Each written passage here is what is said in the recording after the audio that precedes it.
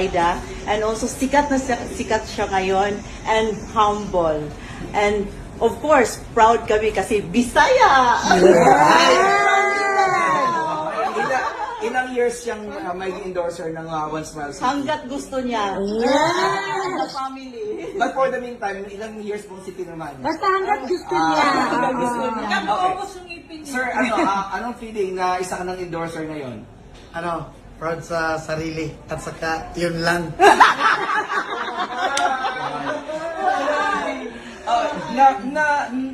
Ano mo na ba ito sa sarili mo na magiging isa kang endorser? No, hindi ko na-expect talaga na mangyari ito sa aking buhay.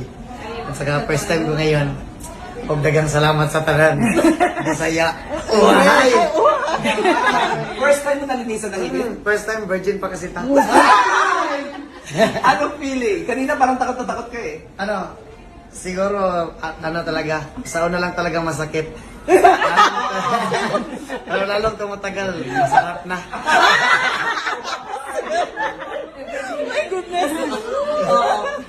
Nagdalawang isip ka ba na tanggapin yung endorser? Hindi.